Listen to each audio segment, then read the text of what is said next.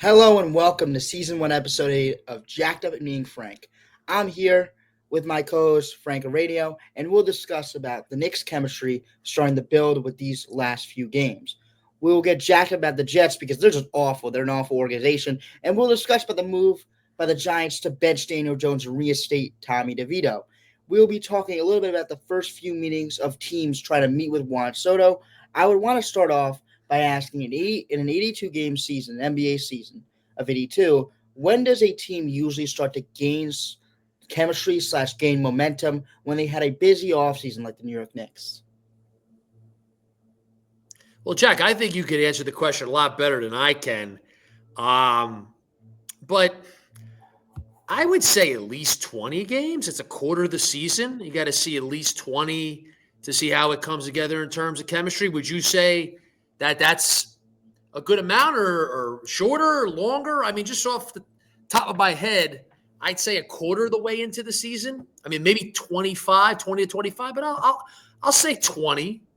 It depends. It's different for the Knicks because they have Mitchell Robinson out. They have Precious who out to start the season with his unfortunate injury in the preseason of him injuring his hamstring. He's not even having practice yet, I don't think.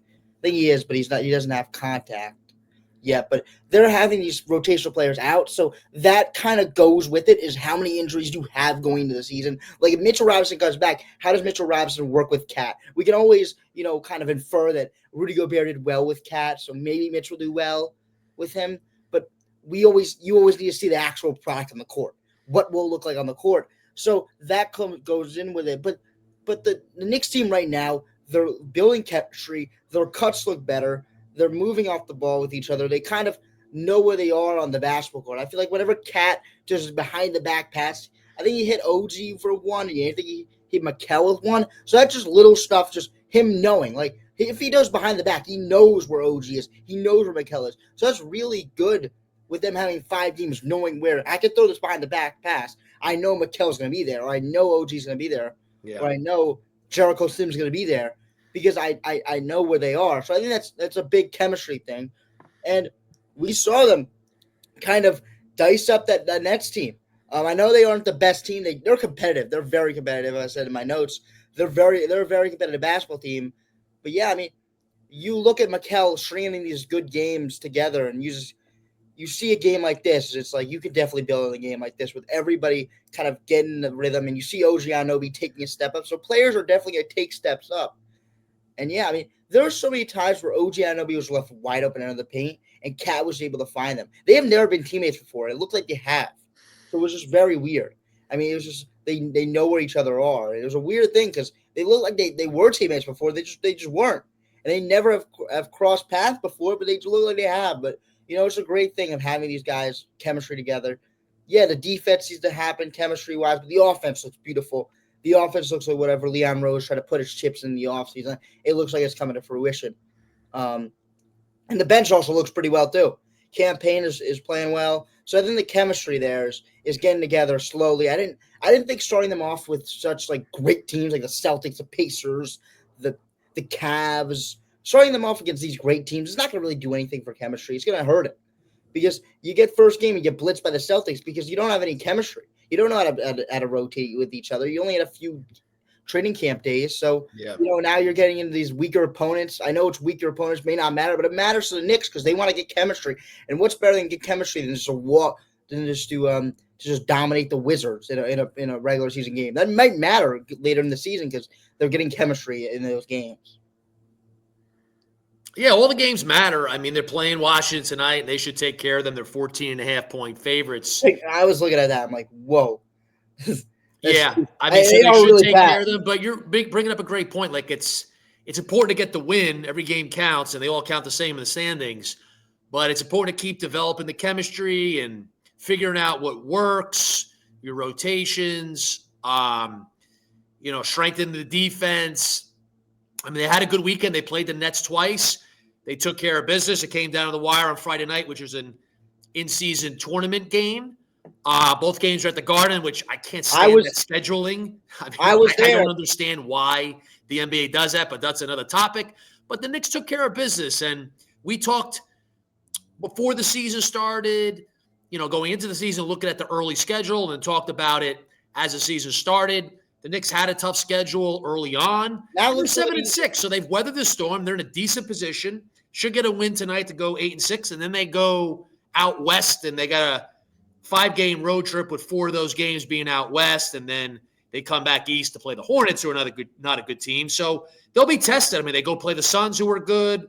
They should take care of the Jazz, but then you got the Nuggets, you got the Mavericks.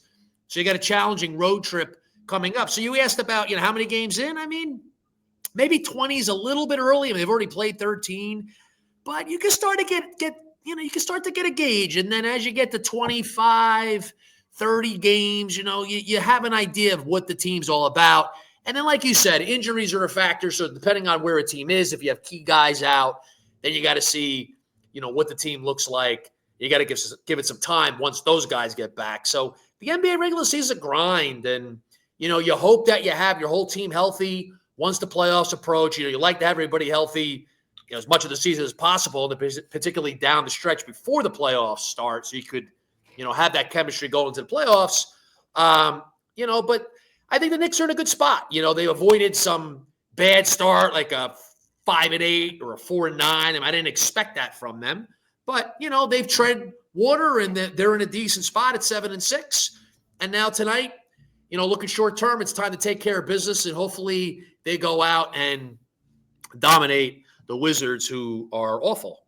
My thing is, I think first 13 games, my biggest thing, when you have the story, like the 10 games, the start of the season, you might have slow starts. Like Jalen Brunson might go off to a slow start. So you don't really get that chemistry yet because you don't have everybody going at full strength. Because, we'll play like Jalen Brunson, even if he has a slow start, 15 to 20, the 15 to 20 range of the games, he'll start getting himself back in a Jalen Brunson type form. It's like an example. But, players might have bad nights in the start of the season because they come out slow. Everybody does.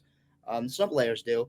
And it's just normal. But, getting in those 20, getting that 20-25 range where everybody's at their prime in the season, I think that's going to be where the Knicks are going to be tested. I think they have a test against the Suns. They're a team that I know Katie's That out. West Coast trip is going to be a test. The Suns, Well, the Nuggets, the Mavericks. I mean, you're playing tough teams there. The Jazz are absolutely awful. What's that?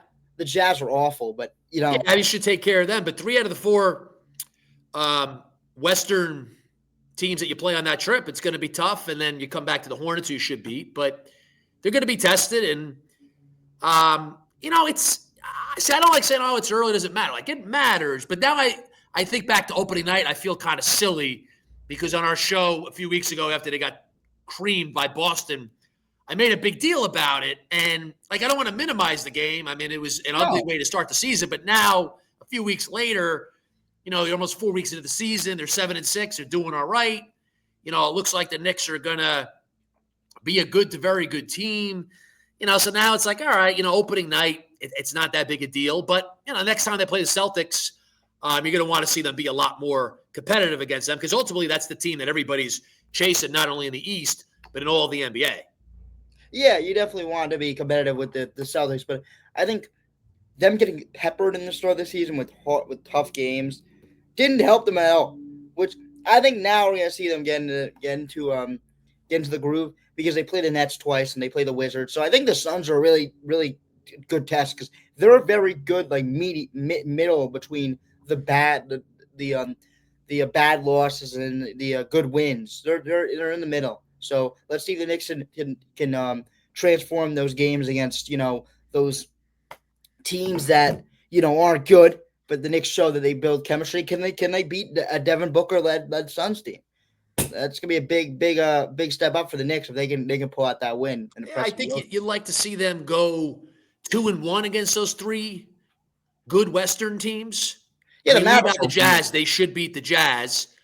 But between the Suns and the Nuggets and the Mavericks, if they could go 2-1, I think that'd be excellent. I mean, even if you go 1-2 and you play well and you're in those games, I don't like settling for 1-2, but I think 2-1 in those 3 games would be really solid for the Knicks. Yeah, I think it will be it's very solid for them to get those wins. But at the end of the day, if you're 1-2 and you're competitive in those games, it's a grind of a regular season. So I wouldn't really go crazy if they lost to a Jokic like a ridiculous game. I'm like, okay, fine, whatever. We'll move on to the next game. But it's like when it gets down the stretch, yes, it will matter. But if we lose a Jokic 40, 10, and like 20 game, whatever.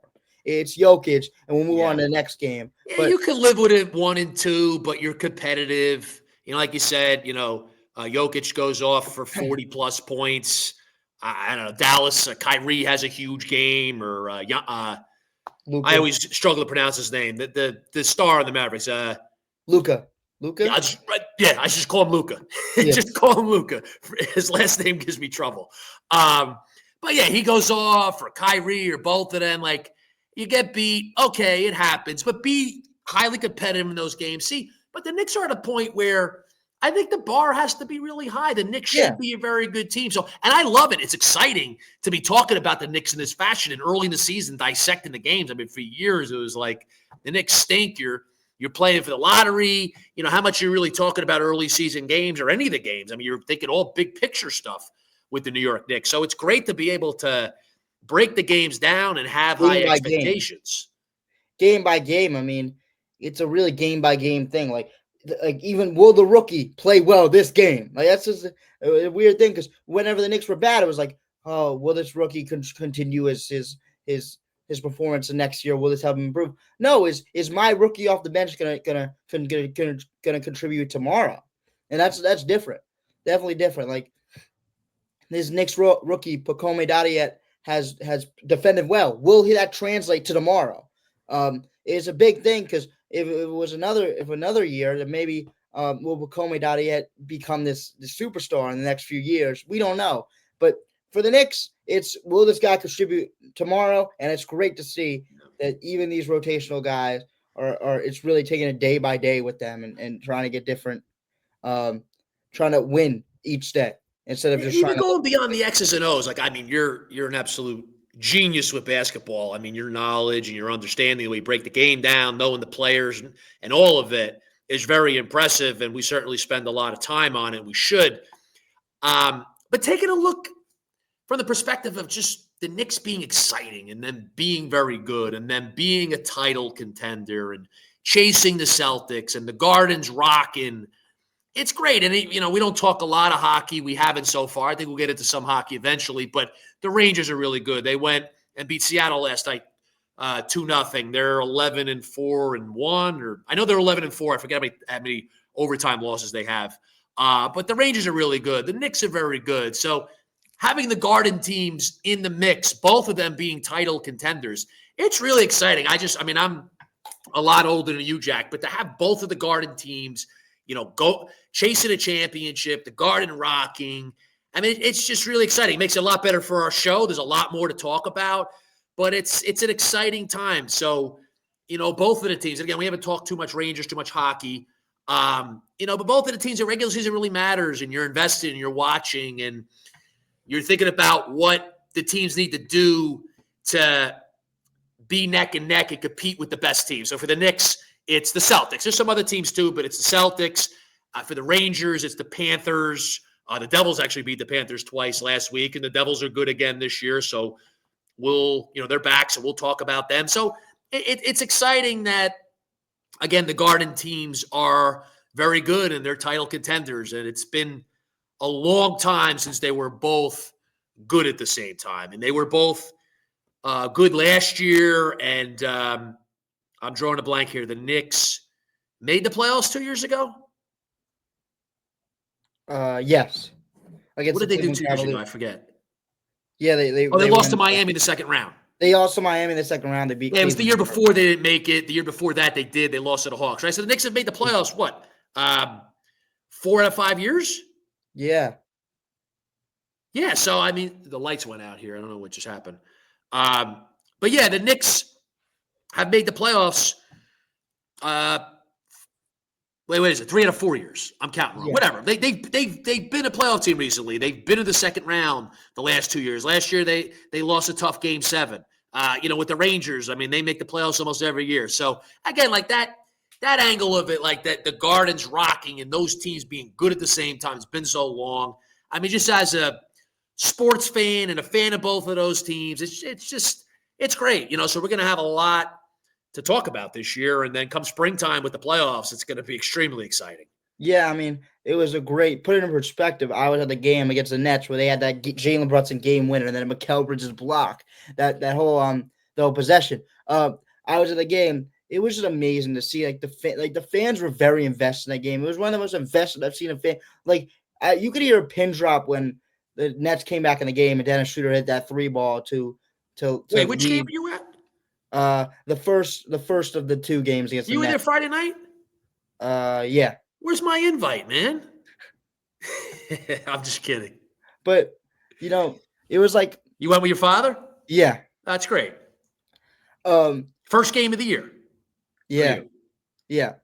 But like when Mikal got that block, like when Brunson made that three, you could see the whole shift in the fans. I mean, I was looking to the side, everybody was with their hands up. It was like so many people just invest in the game. It's so much more different. I know always the Gardens rocket this whole thing, but it's different when they're It's like, different now. yeah. But like, It's always sold out because of corporations and celebrities. So it's right in the heart of Manhattan. So it's always going to be sold out. Brady threw a ball right over. I saw that. Yeah, I saw that on TV. It was right over me.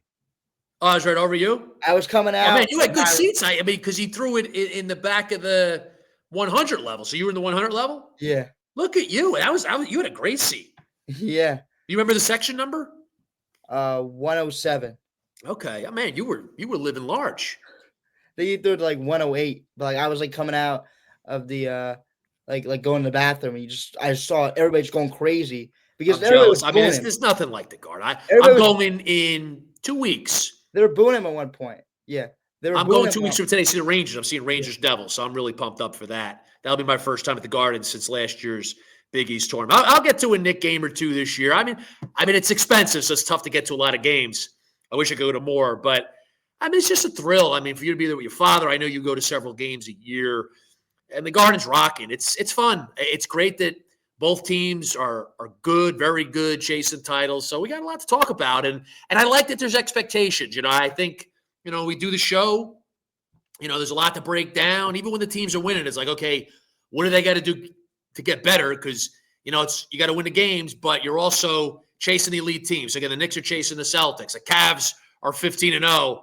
I mean, you want to talk about the Cavs? We've talked about the last few weeks. I've asked you, are they for real? What's the deal with them? So now at 15-0, what do you think of them now? I think if the Cavs face the Knicks right now, they'd piece us up. What makes them so good? I mean, I really haven't seen them at all. It's because I saw them against the Knicks a few weeks ago. I did watch a little bit of that, but besides that, I haven't seen them. They always were a dynamic team. It's just you got to put the pieces together. I think some teams give up on it. But when you have these dynamic players in Darius Garland, Donovan Mitchell, and Evan Mobley and Jared Allen, people just give up. But you just got to figure out how to put the pieces into place and where they got to rotationally wise. They're always a good to great team, but now they're really taking it to a higher level when they get some like Kenny Atkinson, who will really use those rotations better and have those guards play the center. So it isn't usually Donovan Mitchell and Darius Garland on the court at the same time. That might be this thing the Knicks want to do with always having Jalen Brunson and Mikal on the court, but the Cavs are really different with it, where they have sometimes Darius Garland and Mobley on the court, Darius Garland and Jared Allen on the court, or you have Donovan Mitchell and Jared Allen on the court, or Donovan Mitchell and Evan Mobley on the court. So you have a guard big type thing, and then you fill it in with the role players. It's always being good. Cavs are a very good in free agency. They bring in a lot of guys. I mean, they bring in Max Strus, I think, last season, who's been a good guy, good 3-point shooter. So if you just surround a great guard and a great big with some good shooters and some guys who can also defend too, you have a recipe for winning. I think it's as simple as that. I think the Cavs have never were able to put it together like that, but now they just have, and they're an unstoppable force right now. I know they might be playing some type of, easier competition, but they have won some games. So tomorrow night you have Cleveland at Boston. So you want to size that one up? I mean, that's a must-watch. I'll definitely be watching that game. Yeah, I mean, Cleveland at Boston. Game of two Titans right now in the East. Cleveland's Boston's a 5-point favorite. Yeah, they should be. I mean, yeah, it's at home in the TD Garden, but I mean, if they're gonna lose, they're gonna lose there. But like right now, the Cavs are just like feeding off of their momentum. Just everybody's just playing well. Would you say that's a bigger game for the Cavs? It's also an in-season tournament game. I don't know how much of a deal you want to make out of that, but that's another element of But it. yeah, I think it's a bigger game for the Cavs. I don't think it's a big game for the Celtics. They already proved they can win a championship. It doesn't matter what they do in the regular season because they've proved they can win the championship. Yeah. So I think it's a bigger game for the Cavs. But my biggest thing here is when they lose a game, it's gonna be so big, which I don't like it. They put themselves in such a hole where if they lose a game, it's gonna be so huge. But I don't. I think they should Well, get a they're lose. obviously going to lose a game at some point. They're not going They 82 and yeah. 0. They should get. They I should mean, get a loss. could they be a 60-plus win team, or is this going to fade? They'll be good. They'll be very good. I mean, could you see them winning 60-plus? Yeah, I could see them winning 60 plus with the way they're moving right now. Yes, there'll be some bumps in the road where they lose the Celtics team, where they maybe lose the Knicks down the line, or maybe lose to a Mavericks or maybe a Suns when fully healthy. But I think like going down the line as their whole season, I think they'll be able to get like about 50 wins or something like that because they're definitely gonna get their losses. Well, Like, 50 is a lot different than 60. oh, you said 60. Yeah. 60 and yeah, So they're 15 and 0, so they'd have to go 45 and 22. I would say about 55 wins, I'll say. Like because they're gonna lose to teams like the Thunder, the Mavericks, and the 45 and Suns. 22 the rest of the way, that's a lot to ask. I know they're 15 and 0, but are they really that good where they could keep that type of pace? Well, I guess we'll see. I mean, they play the Boston Celtics tomorrow. If they put up a good enough fight, I mean, they don't need to win they're gonna have to lose at some point. So, but if they put up a good enough fight, then we're like, hey, this team really could go toe to toe with Boston. Then we're gonna look at the rest of the regular season, and we're gonna be like, the rest of the regular season, and they're probably gonna feed that momentum because if they can go toe to toe with Boston, I feel like they could win a lot of games. Yeah, I'm looking. Their opening game was against so they beat the Raptors, Whatever, Pistons, whatever, Wizards, whatever. Knicks at the Garden's a very good win. That's a good They one. beat the Lakers at home. That's a good win. That's a good one. Magic at home's a pretty good win, right? Yep, that's a good win before the Banchero injury. That's a very good one. They beat the Bucks on the road, but the Whatever. Bucks are a shell of their former selves. Whatever. They beat the Bucks at home. They beat the Pelicans. Whatever. That's They're nothing, injured. right? They're injured. They crushed the Warriors. I mean, That's a good win. That's a great win. Scored 136 points at home, but they crushed them. Beat the Nets. All right. Ho hum. Beat the Bulls on the road. Okay. Beat the Beat 76ers. Sixers. I mean, they've struggled, but the Sixers should be good. They beat the Bulls. They beat the Hornets. And then tomorrow night's the Cavs. I mean, they're 15 and 0. There's some good wins in there. Seems like a pretty light schedule overall, but there were some good, very good wins in there. Yeah, it's gonna be light because they're 15 and 0. I mean, if they definitely played some easy games, but I feel like this team they crushed the Warriors. That's impressive. Yeah, they crushed the Warriors. That's impressive because the Warriors had momentum going in that game, and the Cavs kind of shut that down. But I think what's wrong with the 76ers? well, they didn't get their guy. Joel Embiid's a problem. Joel Embiid's a real problem for them. They need to get their players back healthy. Jeremy McCain's been great for them, but they need to get Maxey back. They need to get Embiid back. They back to himself. They need Paul George to be like that guy, but like he's not even doing anything right now. So they need some stuff right now. They don't really have. They need to get healthy, which is always the biggest thing with the 76ers. But right now they're just trying to tread water, and they aren't doing a good job of it. I mean, they're not trying to what 2-10. Yeah, I mean they're trying to. That's why I said they're aren't doing a good job at it. Yeah. Yeah, I mean, yeah, of course the injuries, but there's been something missing from that team. I don't buy them at all. They're very old and injury prone. Like Paul George is going to get injured. Joel Embiid is going to get injured. You just don't know when. It could be in the playoffs. I'm not saying I don't want that to happen, but injury is not always a matter of bad luck. Sometimes it is, but sometimes it's not. I think somebody bringing it up on the broadcast. It's not when you get players like Embiid, maybe even OG Anunoby, like injuries aren't for bad luck. It's because they get injured a lot. It's just there are some bad luck injuries, but you had the guys that they're injured a lot. And again, it depends on the injury. But like you say, you have an older team, you're going to be more prone to injury. So it's not always a matter of bad luck. Sometimes it's a matter of how you construct your roster. If you're going to construct it with injury-prone guys or have an older roster, well, you're going to be more susceptible to injury. Yeah, and that's what the 76ers kind of knew they were going to go. They were going to have a problem with is the injuries, but they just haven't been able to do anything with it. They know they were going to face a problem. They damn sure knew it. I mean, they put the roster together. They definitely knew they were going to get injured, but right now they're not even be able to do anything with it. They're not even like anybody else. Jeremy McCain's been the only one to step up for them, and they've had nobody else stepping up for them. So, Jack, you want to shift gears and talk some NFL? We could talk about those wonderful New York football teams, which one of them, thankfully, had a bye this week. Yeah, I mean, let's talk about the one with the bye because the whole title is about the Jets right now. The team with the bye. He's back. He's back. Yeah. It's going to be worth watching. I'm so excited. Yeah, it's exciting, man.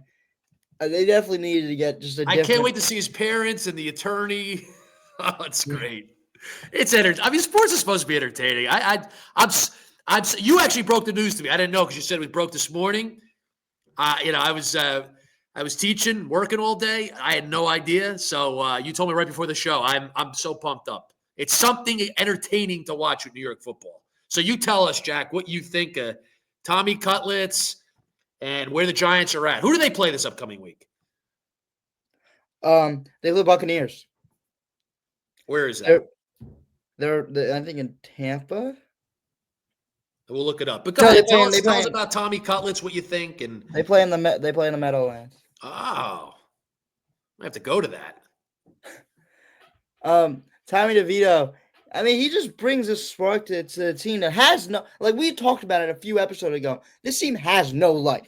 Like I was talking about that when you talked about the Knicks a little bit about how the energy is back in there. Well, it's hard to talk about the Giants because there's no energy there. There's no energy. I think giving it a shot. Like, what do you have to lose? There's nothing to lose. You've already been losing. So, try to invigorate some energy, but also don't try to win too much, please. We're trying to look for draft picks, but also just trying to get some energy. This team we want players who want to play for this team. Like we just got Brian Burns last year, is a very good defensive lineman. Man, what does he think of this team? He thinks this team is dull and he wants out probably because players are gonna want to play for Tommy DeVito. Like players are gonna want to play for Tommy DeVito other than Daniel Jones. It's just I'm not a Giants fan. I don't dislike the Giants. I've never had anything against the Giants, but if I were a Giants fan, I'd be like, at least I'm getting something entertaining. And Tommy Cutlets, okay, let's be honest. He's not that good. He's a backup quarterback, so they're probably going to keep losing games. It's not like he's going to ignite them and they're going to go on some run. At least I don't think so. But at least you get something to watch. I mean, even when you're trying to tank and you're trying to get the number one pick, you still have games to play. And if you're a diehard fan, you're going to watch the games. You might as well have someone or something that brings some excitement and entertainment. Because right now, no one's showing up to those games. I know you saying you want to show up. That's different. Please. Sunday afternoon, I am resting. I'm watching the games on TV. I'm not going. But, I mean, it's just straight up no one wants to show up to watch Daniel Jones play football. Not like anybody wants to show up to watch Tommy DeVito play football, but it's just a different change of scenery.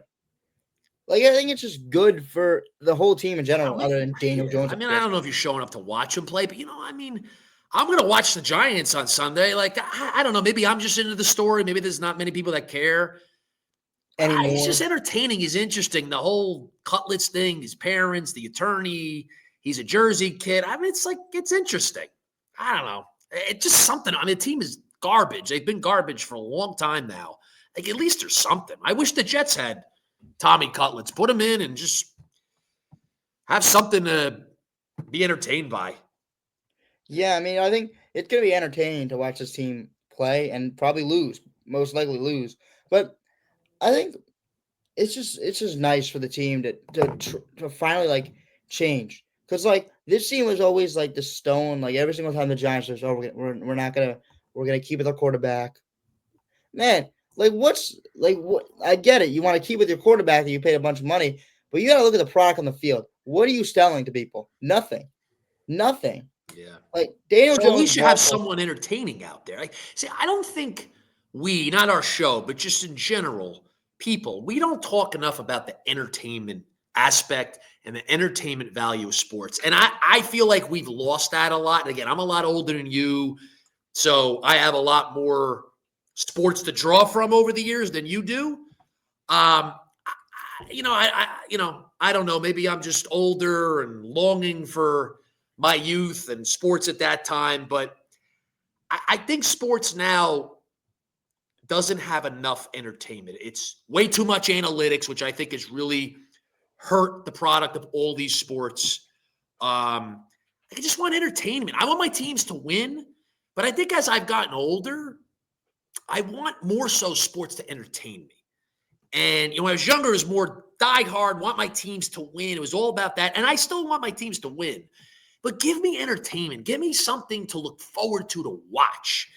And, like the Jets. The Jets, what are you looking forward to watch? At least for the Giants now, okay, Tommy Cutlets. Maybe you're not into that, but I think there's probably a lot of people that, he's playing, they like the story, and at least it's not Daniel Jones. And, all right, you gave us something to watch this upcoming Sunday. I think that's something that, has kind of been lost. So anything that brings excitement, that brings entertainment, I think is a good thing. Sometimes winning does bring entertainment. That's a different thing. Like when we're talking about the Knicks, winning does bring entertainment. Like definitely. Like when you have the Madison Square Garden lighting up because you're winning. But sometimes your team could be bad and competitively lose when you're. I mean, you don't want to competitively lose every single season. But if your team that is very young and competitively losing, I kind of envy your fan base because. Yeah, you're building something. There's excitement in there. So, and I know excitement could be subjective. Like some people get excited about certain things more so than other things. And, like we all have our subjective perspective, but at least give something that's entertaining. Yes, you want to win. It's more exciting when your team is winning. It's more exciting when your team's chasing a championship. But particularly when your team is not winning, give something that's exciting to watch. And even like, okay, we need the number one pick. Let's tank it.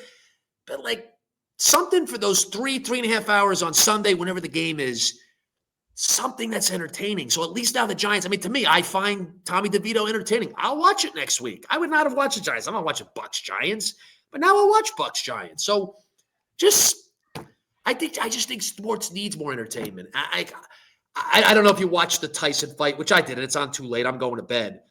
But I don't know. Like I kind of looked at it as a joke, but a lot of people watched. They found it entertaining, so people were tuned in. Like, I don't like when it's kind of like a circus type of thing or it's some sort of gimmick, But again, like, I don't want to be hypocritical about it. Like, just give some entertainment value with things. Not shock value, but just entertainment. Like, let's put all the analytic stuff to the side. Enough of this stuff, and let's make sports fun again. Yeah, I think even with the NBA, I did want to ask you this. I know I'm bouncing around a little bit here. We're crossing sports, which on our show we don't have that commandment. But the NBA, I don't watch it as much as you do. I'm watching it more than I did in recent years. The Knicks being good is a big factor. Our show is a big factor. I watch and I don't like all the threes that are taken. Like I don't find that entertaining. I long for the old school basketball, guys posting up, this modern positionless basketball, if you want to call it that. Look, I can appreciate the athleticism and the skill, and there's things that the guys do that are really impressive. But overall, the product now, with all the three-pointers and just shooting early in the shot clock, I struggle with watching that. But I'll say this, like last year, the Knicks-Sixers series, I found really exciting in the first round. That thing was competitive. It was physical. The defense, the way those teams went after it, like I just loved everything about that series. Like I wish the NBA was that all the time. Battling through injuries, Embiid battling through an injury, few injuries. Like 3 or 4 he was battling through. I think that's huge. But I think the NBA, it's like, I think I find like you know, that entertaining. But I also find just like if teams are gonna just pat like ball movement, I find that entertaining. Like the Oh, ball Celtics, movement's great. Yeah, no, I mean, look, ball movement leads to a three. I mean, fine. Move the ball. I mean, that's great basketball spacing. But I just wish, I don't know, I miss the post ups. I miss the true centers. I know they go to the basket. I miss the mid range jumpers. Like, it's just the game is it's so narrow in the way it's played now. It's either kick it out for three or go right to the goal. Like, you tell me, like, you know a lot more than I. You watch a lot more.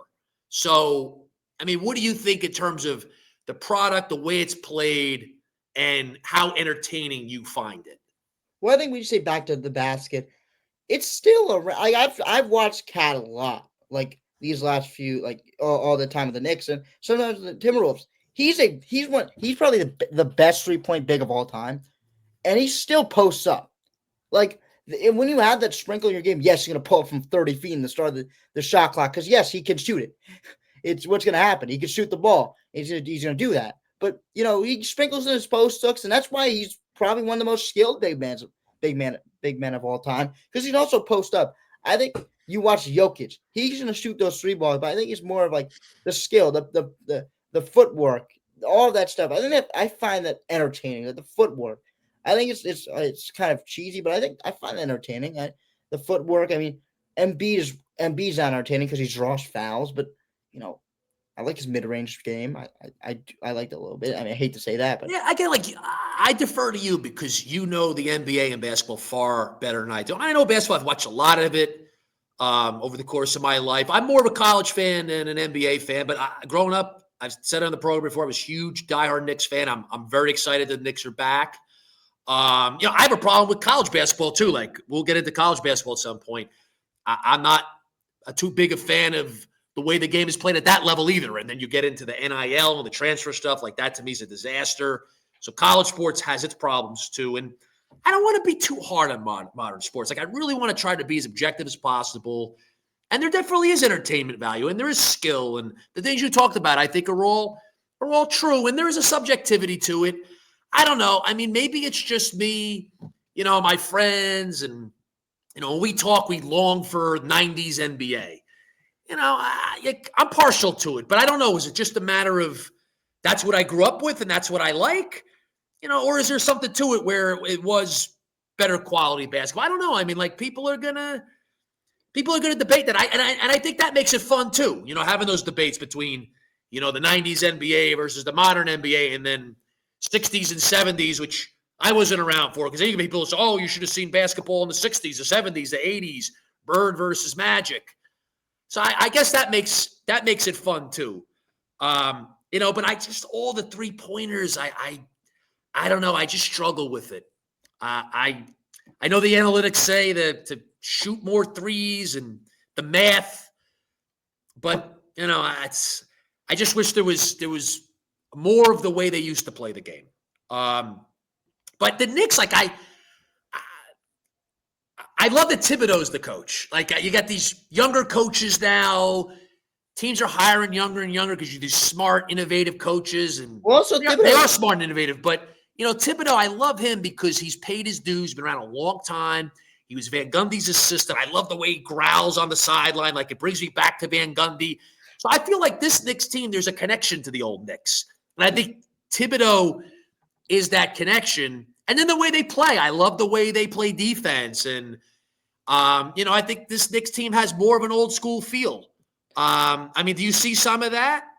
I see some of it, but I think that Thibodeau, the reason he's around is because of his defense, but obviously because the way he's been able to innovate himself and do more of this. Okay, we'll deal with 3-point shots. Like Thibodeau's been around for a long time, so you've seen a lot of teams that maybe not have shot a lot of 3-point shots, but I think he's been able to innovate and be like, okay, OG Anunoby, one of the best 3-point corner shooters in the league. Let's let him shoot some threes. Mikal Bridges, one of the best corner shooters in the league. Let's learn a little bit. Let's let Jalen Brunson get off a screen and then shoot a 3-point shot that he would never think his guards would ever take. Let's learn a little bit. Let's innovate, and I think he's been able to do that, and that's why he's still around. Well, that's a great point. I think he is a great balance of the old school principles and the new school innovative stuff. I And think you need also, both. You he's don't want uncapped. people that are stuck in the old school. Like, I think there's foundational principles of the game that should be the core of the game, no matter what era you're in. I would say that about all sports. You have that foundation. You have the core principles. This is the way you play the game. But then you need the innovation. You need the progress. I think you need both. I think the people that are, they want to bring back fully 1960s basketball or 70s, 80s, 90s, like that's wrong. But the people that dismiss the foundation of the game or don't value it enough and it's all about the innovation and the modern stuff, I think they're wrong too. I think it's the people that value both. So I think that's what Thibodeau is. And I think Van Gundy was that when he was the Knicks coach way back when. So I think that's the type of coach that I really like to see lead a team. So I love that Thibodeau's the New York Knicks coach. I think he does a really good job. Not that he's beyond criticism, or you have criticism for him, and you know the game extremely well. But I think there's a lot of good with him, and I think the way the Knicks play basketball, it's a good brand of basketball. I think it's one of the more entertaining brands of basketball that we see in modern basketball. I think I'm done being a Thibodeau kind of like critiquer because whenever I saw the first thing, when I saw the thing that I saw that kind of changed my mind was that Thibodeau, while he wasn't the coach of the Knicks, he was going around to these younger coaches and learning some stuff. I know sometimes like these younger coaches they aren't that they're whatever, but they could teach a guy like Tom Thibodeau a little bit because he needs to learn as he comes back to head coach how modern NBA is working. And even I know you might say like somebody like JJ Redick, but you might have learned something because this is how the modern NBA is kind of going. But also with Tom Thibodeau, him learning from for example, JJ Redick, he'll also be able to kind of use his kind of old school basketball with that, kind of tie it in a little bit. And I think he's been doing a lot of that. And just him being able to know that I'm Tom Thibodeau, I might be in my old ways a little bit. Let me go out and let me talk to younger coaches about how we coach now, and let me learn. Now I took this job at the Knicks, and I've made this team a powerhouse offensively. I'm going to say this. This team is a powerhouse offensively and defensively as well. Yeah, again, you need both. I just prefer to have the experienced guy like Thibodeau running the show. I think a guy like Redick, clearly a really smart guy, an innovative guy, X's and O's, analytics. You need those guys. I don't want that guy running the team. I don't want that guy as the head coach. That guy's, the analytics department, an assistant coach. But I want a heavily experienced guy who's been around, who is open to innovation, Yeah, but also values the fundamentals and the foundation of the game and incorporates both, knows how to lead a team, preaches defense, communication, intensity. I think the Knicks are fortunate to have Thibodeau. I don't think it's beyond criticism. And again, you're much more equipped to break it down, what you think he could do better, what needs to be better with the coaching. But I think the Knicks have a good thing going, and they have a good roster, and it'll be interesting before the trade deadline. They'll need to probably add a piece or two, right, to gain on the Celtics. Would you agree with that? yeah. I mean, I don't know. I think getting the small things on the edges off the bench. I think that's what they're going to do. I mean, they can't really do a lot right now, but yeah, they can't really do a lot, but you know, yeah, they can't really do a lot right now. I Yeah. don't I mean, think. we'll get to the trade deadline as that Yeah. approaches, but that's a few months from now. So we were talking Giants, and we went back to Knicks. The Jets. I see that you titled the show "The Jets Are the Kansas City Chiefs of Losing." I mean, that's a good way to put it. Chiefs actually lost yesterday. I don't think a big deal for them. Bigger deal for Buffalo beating the Chiefs, but they've beaten them in the regular season before, so we'll see how that pans out for Buffalo in the playoffs. But the Jets, I mean, what else could you say about them? They just are a losing franchise and a losing team. It's such a debacle. There's so many things wrong. The coaching is abysmal. It's gotten worse since Saleh got fired. So what are your thoughts on this? I mean, I think like one quality of a bad team is they find ways to lose. Like the Knicks when they were bad, They've found ways to lose. Like what the Giants are doing right now, they're finding ways to lose. You don't want to be in a category like the Giants right now, if you're the Jets, but they're finding new ways to lose. I mean, let a guy who has been benched for such a long time throw a deep pass, absolutely shred your defense, and run for a game-winning touchdown. It's just like, how do you let Anthony Richardson do a scrambling touchdown for the win? It's just like you found a different way to lose. What am I going to go on the field and score a game-winning touchdown? Like you're finding a different way to lose every single game. That's not a good quality to have because you only have enough. You only have enough games, so you can't really like say, "Oh, I'm 2-8. Oh, we have a few more games. We have like 20 more games to go." No, if you're playing NFL, you find a few games to lose, and you're kind of caught in this kind of a situation. So for the Jets right now, we just keep finding ways to lose. We need to close out games, but this team is just not good. Like top to bottom, like this team just has qualities of a bad team. I mean, Sauce Gardner, just his temper. I mean, it's just Aaron Rodgers I just mean, being that a blown coverage by him yeah. on the last drive yesterday. I mean, that he left the safety out to dry. I mean, that was abysmal. I mean, Aaron Rodgers being a loser right now in his career. He's not a loser like in his career as a whole, but as a Jet, his 10 years a Jet, been a loser. Like at a personality and as a football player, been a loser. I don't know what he is behind closed doors, but I just feel like him bringing in all these guys like Randall Cobb, Devontae Adams, just trying to sway his team. That is him as a person, in my opinion. He's been a loser. And just the way he's playing on the football field, just a loser mentality. Just you know, wanting it his way. I mean, he got it his way. Congrats, but He has his guys. He's had his coaches, and it has not worked out. That's putting it mildly. I mean, it's just a disaster. And I don't see how anybody can have any hope for where the Jets are going. And where are they going? He's going to be back next year. You're going to run this back. I mean, what's that going to look like? They got to get a head coach in there that's, a guy that could try to put this together. And there is talent. There's definitely talent there on both sides of the ball. Like talent-wise, they should be a good team.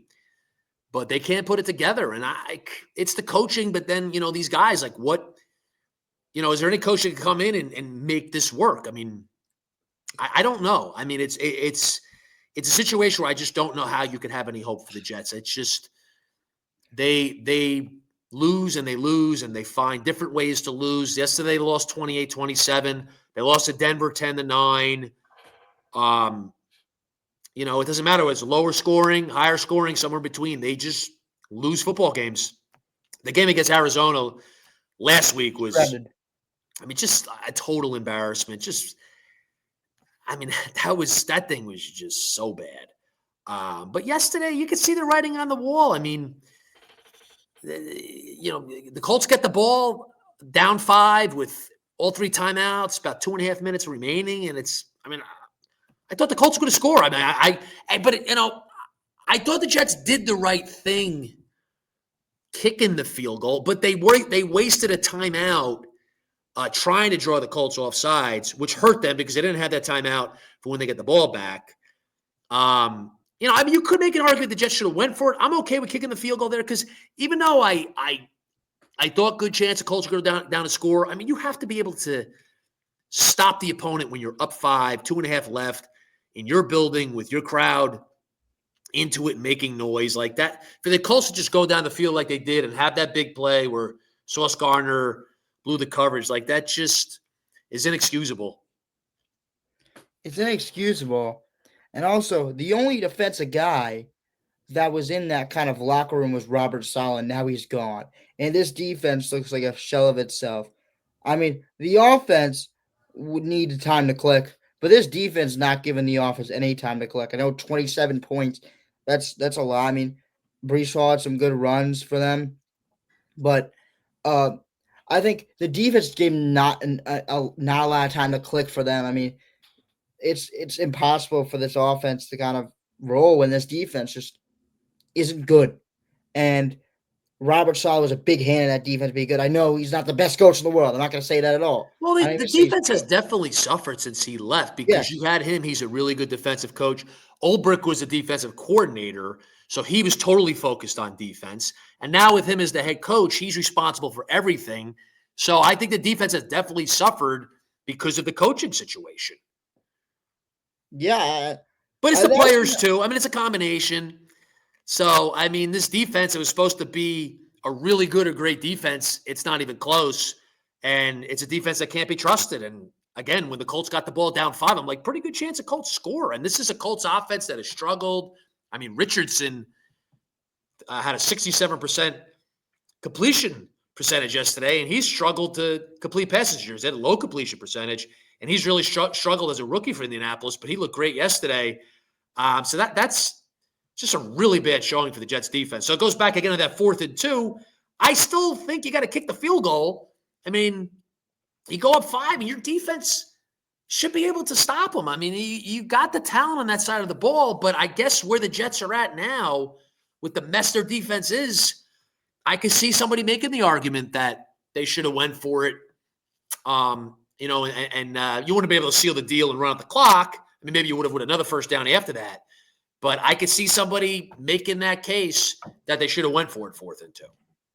Yeah, I mean, with that defense, man, and that offense wasn't even doing that bad. You gotta go for it. I mean, the Colts. Well, the offense was horrible in the first half. Yeah, they didn't get their first down until 2 minutes left in the first half. I mean, see, that's horrible. I'm not gonna say the offense played well yesterday. Like they scored a late touchdown, and then Indianapolis turned the ball over to start the second half. So the Jets got a gimme touchdown. I'm not giving the offense too much credit. Like they didn't play great in the second half. They were given a touchdown to begin the second half. They went up 14-13. So they had a good second half, but the first half was awful. So the offense, they scored 27 points, but they didn't get the job done yesterday. Aaron Rodgers' big thing is, I got to score 30 points. I mean, they got to be better. They definitely got to. It's not always about point total. Like that 27 points is deceiving. I mean, for you to start the game the way they did, you didn't get a first down until 28 minutes into the game. It's embarrassing. Their first ballot Hall of Fame quarterback, all his talent on the offensive side of the ball. For the amount of money they put in this team, it's embarrassing. It definitely is. For the amount of money they bring in Tyron Smith, I think earlier before the season, they're great tackle. And I'm so sick of hearing about we burned this guy, we burned that guy, we burned Adams, blah, blah, blah. It's like it just doesn't work. Nothing they do works. They have terrible leadership. They have players that don't get it. They have a Hall of Fame quarterback who just doesn't get it. He's been a terrible fit. He's had everything he wants, and it doesn't work. Yeah, he got hurt last year, but they didn't protect him. It was an offensive line problem. They didn't have the offensive line to protect him. He gets hurt 4 plays into the season over. And then this year, I mean, you just list the problems they have. I mean, the defense, I mean, it's supposed to be this great defense. I mean, it's so bad. It's pathetic what this franchise is. They're a miserable franchise. They really are the laughing stock of the NFL and of sports. I mean, what franchise? I know there's franchises that, have terrible records and have lost a lot, but like the way this thing goes, and they bring in a first ballot Hall of Famer in the future. And it's like, oh, here's Aaron Rodgers, and we're, building this really good team, all this talent, young talent, veteran talent. It's all being put together, and then you get this.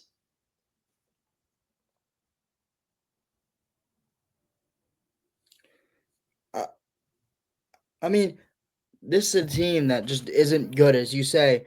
This is a team that, I mean, they just have this talent, but they just never. It's so weird with this team.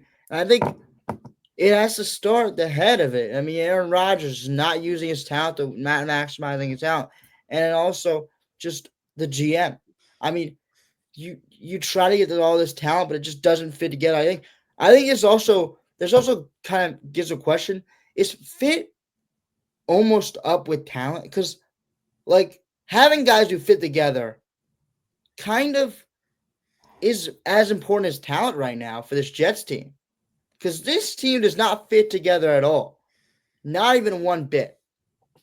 So when we talk about fit in other sports or even in the NFL, That matters because this Jets team bringing a bunch of talented guys, but where they fit. That's the thing with this Jets team. They have no fit. No one knows the fit. I mean, they don't have the coaching to make it work. Yeah, yeah. To bring it together and make it work and build it into a winning team. I mean, it goes on and on. I mean, and they're such an easy target. It's so easy to bash the Jets. I mean, it's such a layup. It's such a lob right over the plate to crush out of the park. It's so easy, but they're a disgrace. And if you're a fan of the team, like, I don't know how you have any hope. I have none. Where is this going? Rodgers come back next year, it'll be just as bad or worse next year. If he doesn't come back, I mean, to me, he's coming back. I mean, he's under contract. But I don't see how this is going to get better. Who's the head coach you're bringing in? Who's going to want to be the head coach of the Jets? Because you'll have other openings.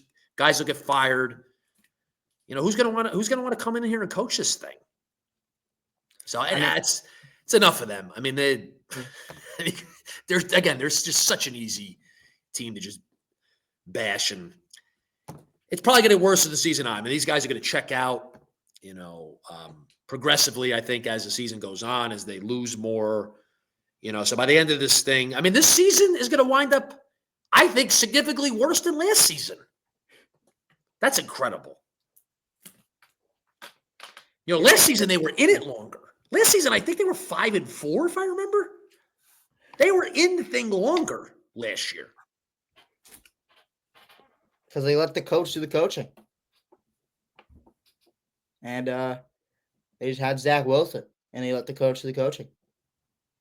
And they ran the ball. And that was about it. And their defense was pretty solid. The defense was much better. Yeah. So if you... Well, you want to talk some baseball offseason before we close it up today? Yeah, I mean, teams, of course, are meeting with Juan Soto.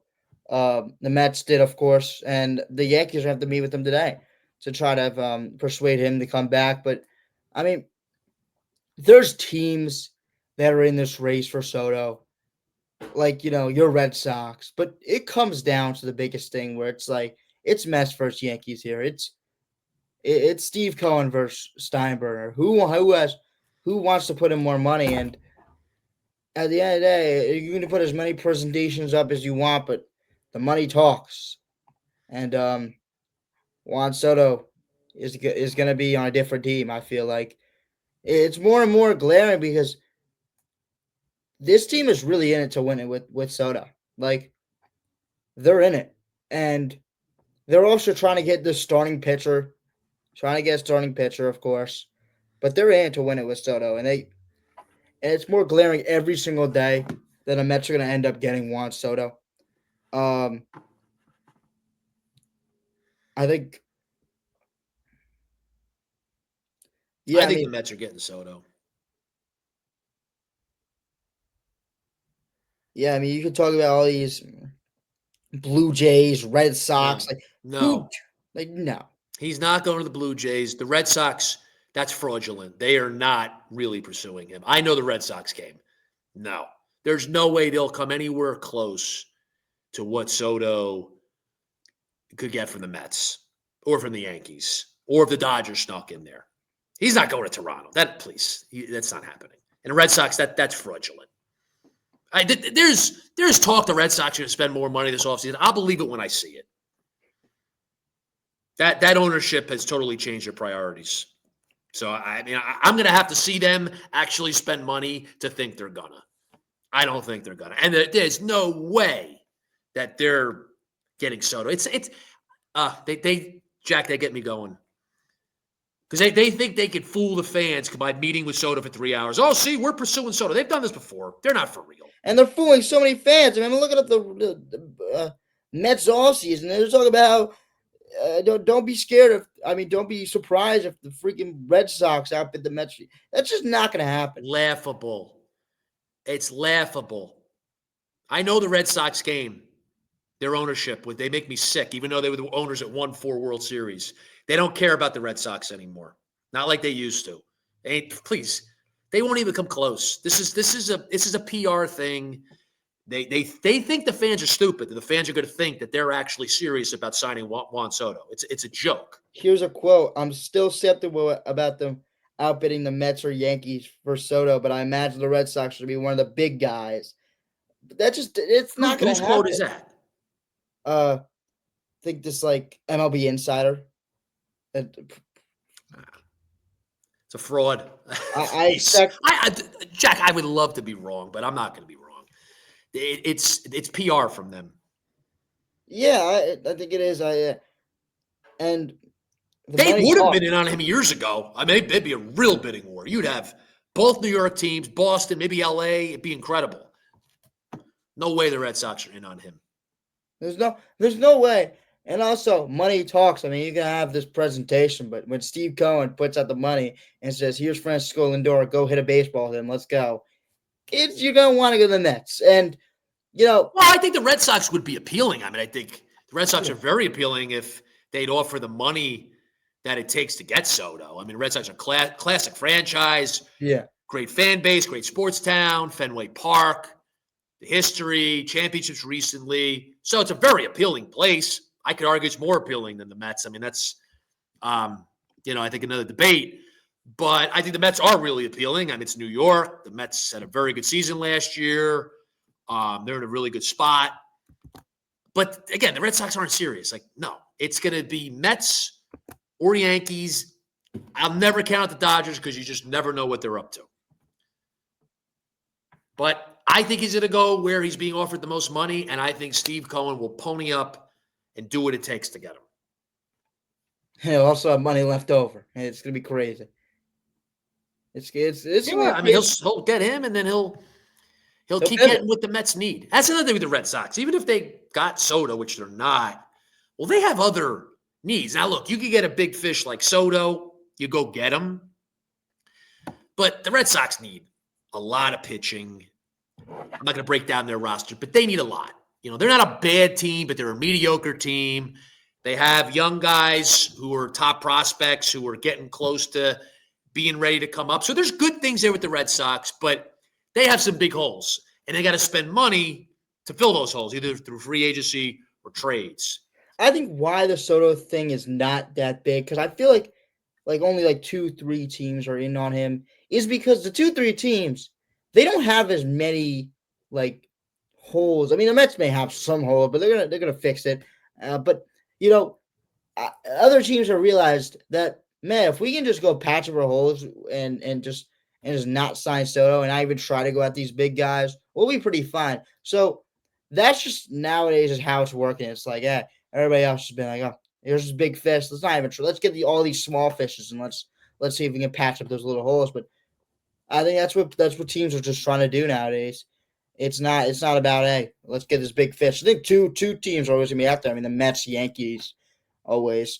But and then you'll see I the think Dodgers. the only 3 teams that can and are willing to spend the money necessary to get Soto and then still be able to build the rest of their roster and not have big holes are the Mets, the Yankees, and the Dodgers. I don't think there's any other team that can. And the Dodgers don't even need. I think if the Red Sox were willing, they can do it, but their owners are not willing to do it anymore. And then all the other franchises, I mean, Soto's going to make a lot of money. It's a huge investment, and yeah, you'd love to get him, but you got to be able to build the rest of your roster. So you have a guy like him, but you got other glaring holes. Like, yeah, it's exciting to have him, but how good's your team going to be? But the Mets are in that spot. The Yankees are in that spot. The Dodgers are in that spot where they could pay him, and they still have the resources to be able to build a very good roster with limited holes, and not having glaring holes. So I'm still where I was last week, the week before that. I think he's going to the Mets, and you think the same thing as well. Yeah, I think the same thing as well. Unless the Yankees pay him a blank check, which I mean, it could happen. I'm not gonna be surprised if the Yankees just re-sign him. But I think that's also I think I'm really being like, okay, there's 25% here the Yankees signing because they're the Yankees. They may realize that, hey, let's spend a bunch of money because this guy saved a playoff game for us and got us Yeah, the I mean, World Series. I'll even put. I'm trying to think of the percentage breakdown. Like I'd put it. Like I think he's going to the Mets, but I'm not extremely confident. I'm trying to think of the percentage offhand. Like I'd say I'm just thinking off the top of my head. 55, 35, 10. So 55 Mets, 35 Yankees, 10% Dodgers. Yeah. I don't think it's like, I think 80% chance to go to the Mets. I'd probably say 55, like, a little bit over a 50% chance. You want to say 60%. I mean, it's not to put a percentage on it, but I don't think it's like, like 80, 90% chance. But I favor the Mets. I think that the Yankees have a legitimate chance. I just think at the end of this, the Mets are going to offer more money. I think the Yankees are going to have their limit. They have Judge on the books, big contract. They have Cole. I think the Mets are going to have more flexibility, and I think Cohen has deeper pockets than Hal Steinbrenner. So we shall see. I mean, we'll see next week where this is at. I don't expect him to be signed by then. I kind of have a feeling this is going to go on for a while. So it'll be interesting to follow. And next week, as we go forward, we'll get into more parts of the MLB offseason. But definitely the most exciting thing, the biggest thing right now is talking about Juan Soto. So, Jack, any final thoughts on anything before we close out? No, not really. We got the Knicks tonight, so we'll be tuned in. Cavaliers Celtics tomorrow night. That'll be really exciting. And then college basketball. I like to talk some college basketball as we go forward. Seton Hall's been off to a terrible start. So, maybe we'll talk a little about them. Rutgers, they got Ace Bailey, Dylan Harper. So we'll talk about them as well. So college basketball season is kicked off and up and running. You'll have the Thanksgiving tournaments coming up, the Maui and some of these other tournaments. So we'll get into college basketball as well. So season 1, episode 8, jacked up and being frank. Thank you so much for joining us, and we'll be back next week.